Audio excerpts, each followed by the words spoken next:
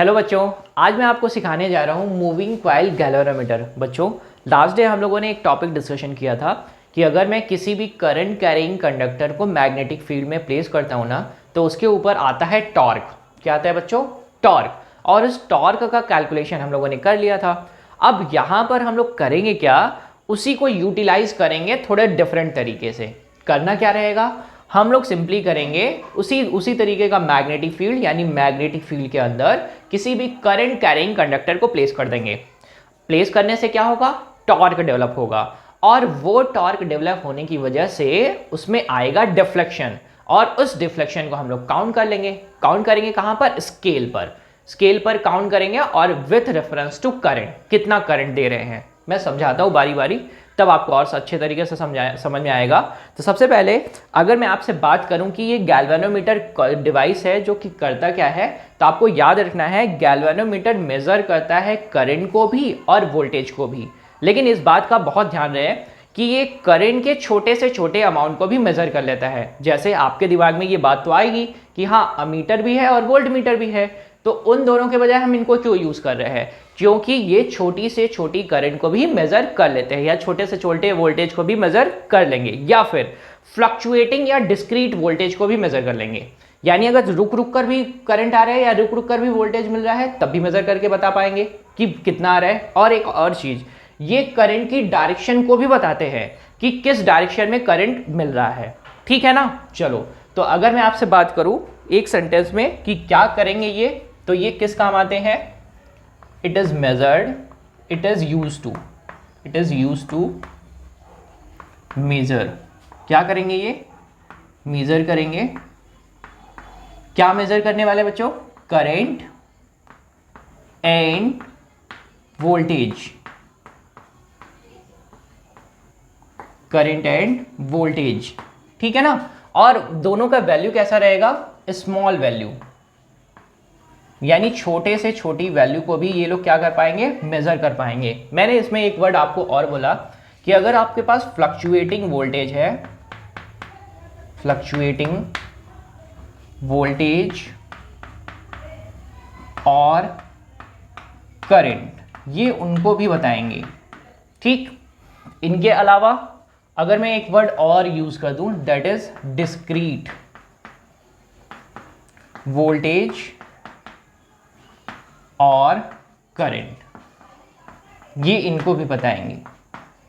ठीक है ना? इनका मतलब ये है कि अगर करंट फ्लक्चुएट हो रही है, यानी कम या ज्यादा हो रही है, या फिर ऐसा बोले कि रुक रुक कर आ रही है, कभी आ रही है कभी नहीं आ रही है, तो दोनों कंडीशन में ये मेजर कर पाते हैं। ठीक है, चलो इनके प्रिंसिपल की अगर बात करें कि ये किस प्रिंसिपल पर काम करेंगे, तो इनका वर्किंग प्रिंसिपल बेस होता है when current carrying conductor placed in magnetic field, तो वो क्या एक्सपीरियंस करेगा? इट एक्सपीरियंस, क्या एक्सपीरियंस करेगा? A torque. और उस टॉर्क की वजह से क्या होगा? विच इज रिस्पॉन्सिबल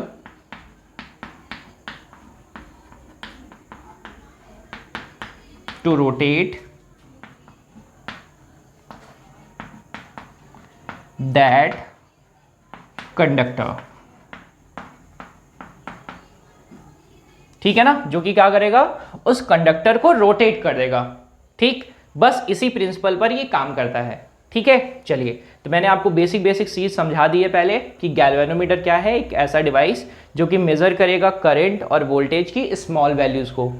ठीक है, ये और क्या कर सकता है? करंट की वैल्यू अगर कम या ज्यादा हो रही है, या वोल्टेज की वैल्यू कम या ज्यादा हो रही है, तब भी मेजर करेगा, या फिर अगर करंट वोल्टेज रुक रुक कर आ रहा है तब भी मेजर करेगा। एक चीज मैं यहीं पर और बता देता हूं आपको कि यहां पर ये करंट या वोल्टेज की डायरेक्शन को भी बताता है।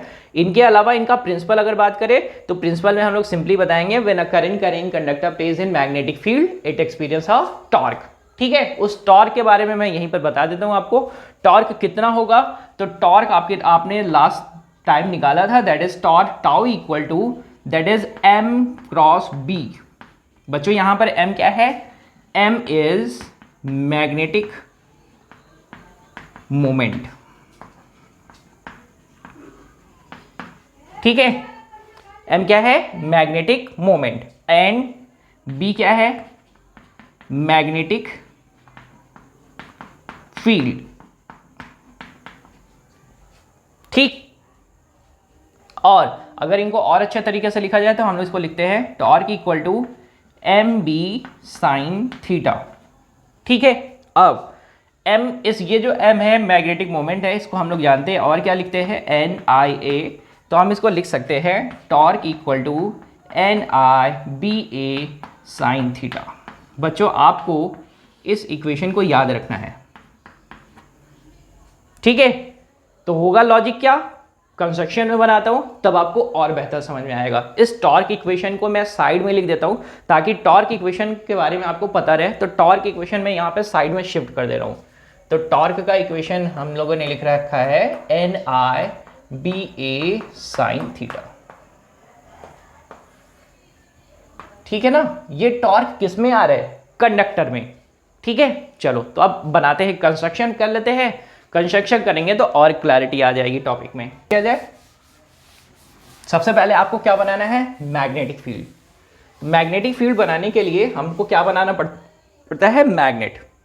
तो मैग्नेट मैं बना देता हूं। सबसे पहले मैंने बनाया है मैग्नेट, और मैग्नेट यहां पर जो बच्चों बनाएंगे वो बनाएंगे कुछ इस तरीके से। ये मैग्नेट का हाफ पार्ट और ये रहा मैग्नेट का दूसरा हाफ पार्ट, ठीक है।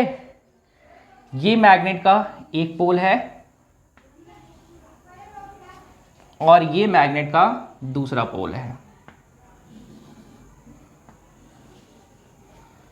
ठीक है। ये मैग्नेट का एक पोल है और ये मैग्नेट का दूसरा पोल है।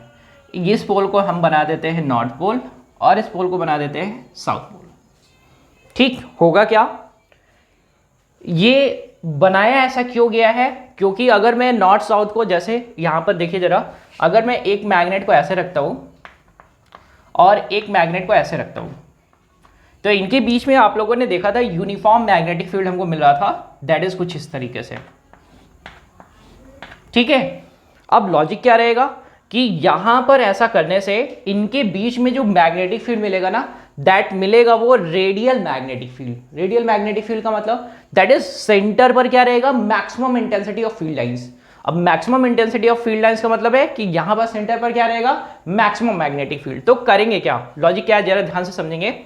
इनके बीच में हम लोग यहां पर लगा देते हैं एक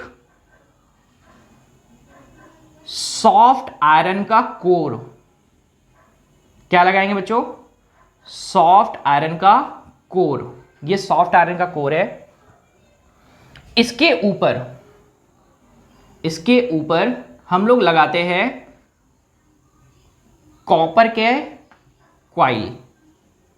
इसके ऊपर क्या रहेगा? कॉपर का क्वाइल। ये रहेगी कॉपर की क्वाइल्स, ठीक।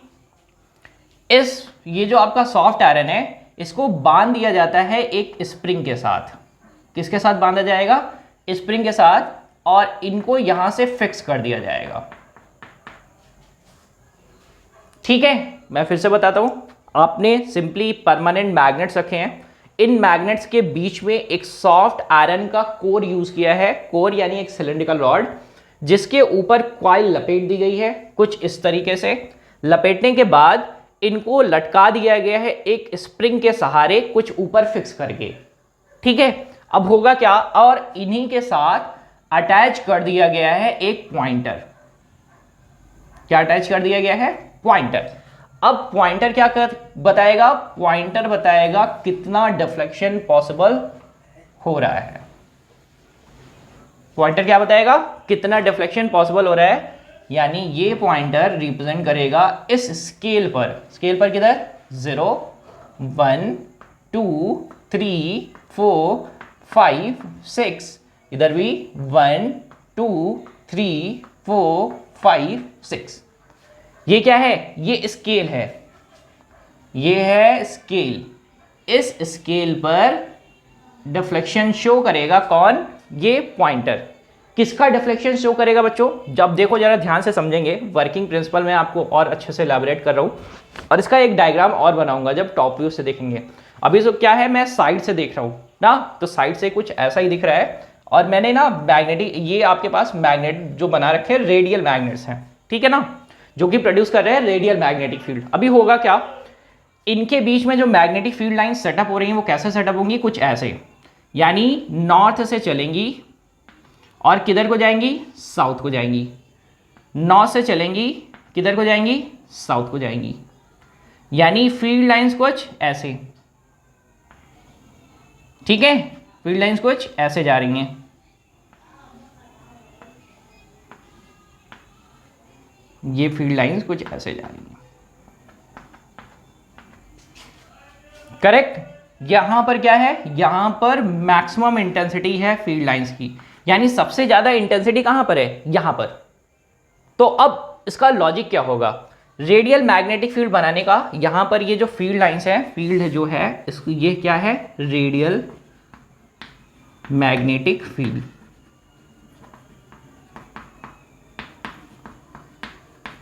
ठीक है, ये आपके दो परमानेंट मैग्नेट्स हैं,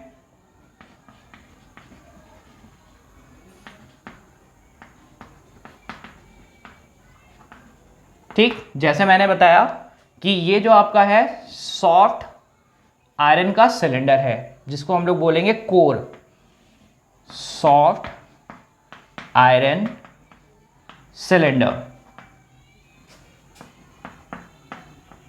कोर। ऐसा बनाया क्यों जाता है, फॉर इंक्रीजिंग या इनहेंसिंग इट्स मैग्नेटिक प्रॉपर्टी, ठीक है ना, क्यों, क्योंकि ये कैसा मटेरियल है, फेरोमैग्नेटिक मटेरियल है, फेरोमैग्नेटिक मटेरियल है।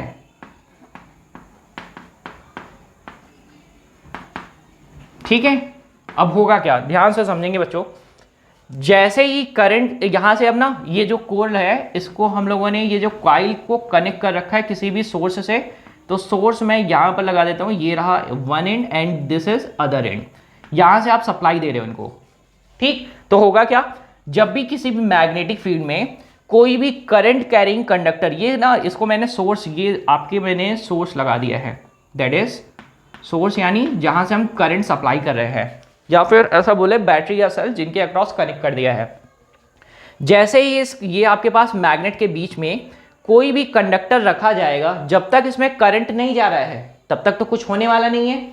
जैसे ही इसमें करंट फ्लो होगा तो प्रिंसिपल क्या कहता है, जब भी कोई current carrying conductor magnetic field में रख दिया जाएगा तो वो क्या होगा, डिफ्लेक्ट होगा। यानी आप ध्यान से समझेंगे, इसके ऊपर डेवलप होगा टॉर्क। टॉर्क कैसे डेवलप होगा, इनके एंड के अक्रॉस, इनके एंड के अक्रॉस। तो होगा क्या, ये जो आपके पास कॉइल है ना, ये घूमेगा, क्या करेगा, ये एक्सिस के अबाउट, जिस एक्सिस से ये पाइवोट है, इस एक्सिस के अबाउट ये क्या करेगा, घूमेगा। और घूमेगा तो क्या करेगा, स्प्रिंग को भी घुमाएगा। स्प्रिंग घूमेगा तो क्या करेगा, प्रोड्यूस करेगा काउंटर टॉर्क। बच्चों यहां पर ये जो कॉइल में प्रोड्यूस हो रहा है टॉर्क, दैट इज आपका टॉर्क है जो प्रोड्यूस हो रहा है किससे, एक्सटर्नल मैग्नेटिक फील्ड की वजह से, that tau equal to NIBA sine theta. But अगर ये घूमेगा तो किसको घुमाने वाला है, स्प्रिंग को। अब स्प्रिंग घूमेगी तो क्या करेगी, एक काउंटर टॉर्क प्रोड्यूस करेगी। काउंटर टॉर्क प्रोड्यूस करेगी, थोड़ा और घुमा, फिर और घुमा और घुमा, यानी जब तक वो बियर कर सकता है तब तक तो घूमेगा, फिर क्या करेगा, उसको घुमाकर फिर सीधा कर देगा, यानी रीस्टोर कर देगा। तो स्प्रिंग में डेवलप होता है कौन सा torque, that is counter torque, counter torque, ठीक है, या फिर जिसको बोलेंगे रीस्टोरिंग टॉर्क, रीस्टोरिंग टॉर्क। बच्चों इस रीस्टोरिंग टॉर्क का वैल्यू कितना होता है, मैं यहां पर लिखता हूं, उस रीस्टोरिंग टॉर्क का वैल्यू टाउ इक्वल टू होता है K5। क्या लिखेंगे, K5, जहां पर इस ये जो K है, इस K को हम लोग बोलते हैं टॉर्शनल कांस्टेंट। K को बोलेंगे K इज टॉर्शनल कांस्टेंट, या फिर इसको बोलेंगे torque per unit twist, torque per unit twist, जहां पर फाई को बोलते हैं डिफ्लेक्शन, फाई को बोलते हैं डिफ्लेक्शन। तो अल्टीमेटली होगा क्या, आप ध्यान से समझिए, मैंने कंस्ट्रक्शन बना दिया आपके लिए। कंस्ट्रक्शन में दो मैग्नेट्स हैं, परमानेंट मैग्नेट्स, जो कि प्रोड्यूस कर रहे हैं radial magnetic field due to its shape, क्योंकि शेप जैसा रहता है वैसा ही मैग्नेट को बोलते हैं। अगर बार शेप का है तो बार मैग्नेट, यू शेप का है तो यू शेप मैग्नेट। और यहां पर ये प्रोड्यूस कर रहे हैं कैसा magnetic field, radial magnetic field, तो दैट इज रेडियल मैग्नेट, ऐसा बोले तो कोई गलत नहीं बोलेंगे। ये मैग्नेटिक फील्ड प्रोड्यूस कर रहे हैं, जहां पर सेंटर पर क्या रहेगा, दैट इज मैक्सिमम इंटेंसिटी रहेगा, यानी बीचों बीच, जहां पर क्या करेंगे, एक सॉफ्ट आयरन का कोर लटकाने वाले हैं। सॉफ्ट आयरन का कोर मतलब एक सिलेंड्रिकल शेप का सॉफ्ट आयरन, जिसके ऊपर हम लोग लगा देंगे क्या, कॉइल को लपेट देने वाले। उन कॉइल को लपेटने के बाद क्या करेंगे, हैंग कर देंगे किसी भी फिक्स एंड से, किससे हैंग करेंगे, स्प्रिंग लगाकर।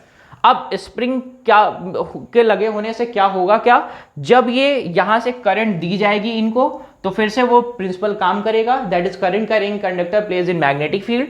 तो होगा क्या, टॉर्क डेवलप होगा, जिसकी वजह से ये घूमेगा, और घूमेगा तो किसको घुमाएगा, स्प्रिंग को घुमाएगा, और घूमेगा तो किसकी घूमता है तो क्या लगता है, torque, that is NIBA sin theta. और ये स्प्रिंग क्या करेगा, उसके साथ साथ घूमने की कोशिश करेगा। कब तक घूमेगा, जब तक वो डेवलप नहीं कर लेता, या जब तक इसके बराबर नहीं पहुंच जाता। टॉर्क कितना, tau equal to K phi, K जहां पर बोलते हैं टॉर्शनल कांस्टेंट, और या फिर बोलेंगे टॉर्क पर यूनिट ट्विस्ट, और फाई क्या है आपका, डिफ्लेक्शन। तो ultimately the logic is what, कि आपके पास जितना आपके पास है काउंटर टॉर्क, ये होगा कितना, that is equal to that produce torque. जितना टॉर्क इसके ऊपर आ रहा है due to what, that is external magnetic field, ये किसके बराबर हो जाएगा, दैट इज रीस्टोरिंग टॉर्क की। ठीक, करेक्ट, कोई गड़बड़ तो नहीं करेंगे। एक चीज का बात और ध्यान रखेंगे बच्चों, यहां पर ऐसा करने से प्रॉफिट और क्या होगा, यहां पर ऐसा करने से यह भी प्रॉफिट होगा कि जो आपके पास area vector of the coil है, area vector of the coil is perpendicular to the magnetic field, area vector of the coil is perpendicular to the magnetic field. तो मैं यहां पर लिख रहा हूं एक नोट पॉइंट में, दैट इज, नोट पॉइंट ये है, that is area vector of coil is perpendicular to magnetic field। किसके परपेंडिकुलर है, मैग्नेटिक फील्ड के। ठीक, तो उससे होगा क्या, जो आपके पास ये है ना M क्रॉस B यानी साइन थीटा, थीटा किसके किसके बीच का एंगल है, area vector and magnetic field, इन दोनों के बीच का एंगल कितना डिग्री हो जाएगा, 90 डिग्री। तो आपके पास आ जाएगा NIBA, करेक्ट बात है, क्या आ जाएगा आपके पास, NIBA। ठीक है, अब दोनों को क्या कर देंगे, इक्वेट कर देंगे, यानी अगर मैं यहां पर लिखूं तो आपके पास प्रोड्यूस टॉर्क कितना था, that is NIBA, and what is counter और restoring torque, that is K phi. ठीक, तो अगर मैं आपसे पूछूं, बताओ जरा डिफ्लेक्शन कैसा हुआ, डिफ्लेक्शन कितना हुआ, तो डिफ्लेक्शन के लिए सिंपल सा लिखेंगे, फाई बराबर NBA अपॉन K इंटू कितना, I। अब ध्यान देने वाली बात बच्चों, ध्यान देने वाली बात क्या है, जरा ध्यान से समझेंगे, ध्यान देने वाली बात है तो ध्यान से ही समझेंगे। यहां पर इस बात से यह बताया जा सकता है कि जितना भी डिफ्लेक्शन हो रहा है उसका रीजन अल्टीमेटली है कौन, करंट। जितना भी डिफ्लेक्शन हो रहा है उसका रीजन कौन है, करंट। तो हम लोग ऐसा बोलेंगे, that is phi proportional to I, यानी जितना करंट बढ़ेगा उतना ही डिफ्लेक्शन भी बढ़ेगा। बात क्लियर हुई सभी को, कोई गड़बड़ तो नहीं करेंगे। अब बात करते हैं कि ये जो आपने गैल्वेनोमीटर बनाया है, ये गैल्वेनोमीटर कितना सेंसिबल है। सेंसिबल निकालने का मतलब कितना छोटा से छोटा करंट ये मेजर कर पा रहा है, ठीक है, जिसकी वजह से वो डिफ्लेक्शन प्रोड्यूस करेगा। तो आप उसको निकालते हैं, दैट इज यहां पर दो टर्म में डिफाइन करते हैं, एक को बोलते हैं करंट सेंसिटिविटी और एक को बोलते हैं वोल्टेज सेंसिटिविटी। तो आपके पास यहां पर आया क्या है, आपके पास तो डिफ्लेक्शन आया है। तो अगर मैं डिफ्लेक्शन पर यूनिट करंट कर दूं तो वो हो जाएगा करंट सेंसिटिविटी, और अगर मैं डिफ्लेक्शन पर यूनिट वोल्टेज कर दूं तो क्या हो जाएगा, डिफ्लेक्शन वोल्टेज सेंसिटिविटी। ठीक है, तो दोनों से मिलेगा क्या आपको, इनके सेंसिबल होने का मतलब क्या है कि ये कितने सेंसिटिव हैं, छोटी से कितनी छोटी से छोटी करंट मेजर कर सकते हैं। तो उसके लिए सारा का सारा डाटा सेट कर देंगे, that is number of turn in the of coil, B is external magnetic field, A is area vector, K is torsion constant। Correct, कोई गड़बड़ तो नहीं करेंगे। अब यहां से दो टर्म में फटाफट जल्दी से डिफाइन कर देता हूं। That is first term is current sensitivity, current sensitivity. Current sensitivity को बच्चों हम लोग रिप्रेजेंट करते हैं IS से, इक्वल टू क्या लिखेंगे, डिफ्लेक्शन पर यूनिट करंट, डिफ्लेक्शन पर यूनिट करंट। तो आपके पास आएगा क्या, that is NBA upon K। बस यूनिट क्या लिखेंगे, यूनिट लिखेंगे रेडियन पर यूनिट एम्पियर। बस ये क्या हो गया, करंट सेंसिटिविटी। बच्चों इस पर न्यूमेरिकल आपको देखने को मिलते हैं। और यहीं पर अगर हम दूसरी तरफ बात कर ले वोल्टेज सेंसिटिविटी की, तो मैं वोल्टेज सेंसिटिविटी बात कर लेता हूं यहां पर। तो वोल्टेज सेंसिटिविटी क्या हो जाएगा, वोल्टेज सेंसिटिविटी हो जाएगा दैट इज वोल्टेज सेंसिटिविटी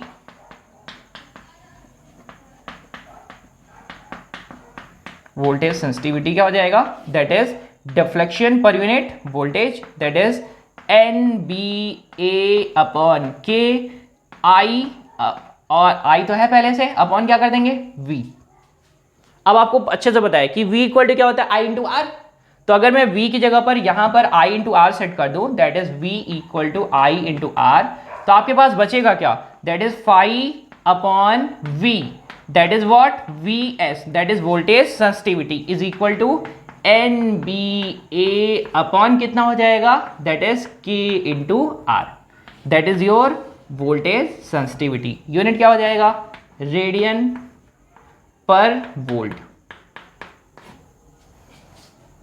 ठीक है बच्चों, समझ में आया कुछ, बोलो भाई। हम लोगों ने क्या क्या सीखा है, फिर से मैं एक बार रिकॉल करा देता हूं जल्दी से। सबसे पहले मैंने आपको बताया कि बच्चों देखो आज हम लोग सीखने वाले हैं मूविंग कॉइल गैल्वेनोमीटर। अब गैल्वेनोमीटर का काम क्या होता है, करंट को या वोल्टेज को मेजर करना, छोटी से छोटी वैल्यू को मेजर कर लेता है। इसका प्रिंसिपल क्या है, जब भी किसी भी करंट कैरिंग कंडक्टर को मैग्नेटिक फील्ड में प्लेस कर दिया जाएगा तो उसके ऊपर आएगा टॉर्क। ठीक है ना, किसी भी कॉइल की बात कर ले तो ज्यादा बेहतर हो जाएगा। अब वही काम हम लोगों ने यहां पर किया है। क्या किया है, दो मैग्नेट के बीच में एक सिलेंड्रिकल शेप का कोर लिया है और इनके ऊपर कॉइल को लपेट दिया है, कॉइल बना के लपेट दिया है, और फिर क्या किया है, करंट सप्लाई कर दिया है। अब होगा क्या कि जैसे इसके अंदर करंट जाएगी तो यहां पर है strong magnetic field, radial magnetic field है, that is strong in nature. यहां पर क्या है, फील्ड लाइंस कैसी हैं, बहुत पास है। तो आप ऐसे भी अंदाजा लगा सकते हैं। होगा क्या, इन पर आएगा टॉर्क जिनकी वजह से ये घूमेंगे। अब ये घूमेंगे तो कोशिश करेंगे स्प्रिंग भी घूम जाए। तो होगा क्या कि ये इन पर प्रोड्यूस क्या हो रहा है, that is torque equal to NIBA sin theta. लेकिन स्प्रिंग में क्या प्रोड्यूस होगा, काउंटर टॉर्क या फिर रीस्टोरिंग टॉर्क। ठीक, अब होगा क्या, उस काउंटर टॉर्क या रीस्टोरिंग टॉर्क को हम लोग रिप्रेजेंट करेंगे K फाई से। K का मतलब that is torsional constant, phi का मतलब दैट इज डिफ्लेक्शन। अब अगर हम दोनों को इक्वेट कर देते हैं तो हमारे पास आ जाएगा डिफ्लेक्शन। वो डिफ्लेक्शन डिपेंड करता है करंट पर, कितना जितना ज्यादा करंट उतना ज्यादा डिफ्लेक्शन। ठीक है, अब फिर यहीं पर मैंने दो टर्म और बात की आपसे। First one is current sensitivity, that is deflection पर यूनिट करंट या deflection upon current, that is NBA upon K। और दूसरी तरफ अगर मैं वोल्टेज सेंसिटिविटी की बात करूं तो आपके पास आ जाएगा डिफ्लेक्शन पर यूनिट वोल्टेज यानी deflection upon voltage, that is NBA upon K into R. ये आपके पास आ जाएगा voltage sensitivity and current sensitivity. ये मैंने डायग्राम सेटअप किया था किसका, दैट इज गैल्वेनोमीटर का। जैसे ही ये घूमेगा तो ये क्या करेगा, पॉइंटर भी घूमने वाला है इसी के साथ। जिस तरीके से ये टॉर्क, जितना ज्यादा टॉर्क डेवलप होगा, और मेन हमारा पर्पस यही है कि हम ज्यादा से ज्यादा टॉर्क यहाँ पर लाना चाहते हैं। तो उसके लिए हम लोगों ने रेडियल मैग्नेटिक फील्ड लिया है, और वो radial magnetic field perpendicular to the area vector, that is coil का जो एरिया वेक्टर है वो किस तरफ, इस तरफ। तो ये क्या करेगा, ये वाला और ये दोनों एक दूसरे के क्या रहेंगे, परपेंडिकुलर रहेंगे। और एक चीज जानकारी के लिए और भी याद रखेंगे, एक चीज और भी याद रखेंगे कि आपके पास जो ये आपका एरिया वेक्टर क्यों डिफाइन किया जा रहा है, क्योंकि मुझे चाहिए था मैग्नेटिक मोमेंट, और मैग्नेटिक मोमेंट का जो भी डायरेक्शन रहता है वही डायरेक्शन रहता है एरिया वेक्टर का, because magnetic moment is NIA। Correct. तो मैं उम्मीद करता हूँ बच्चों आपको ये लेसन अच्छे तरीके से समझ में आया है।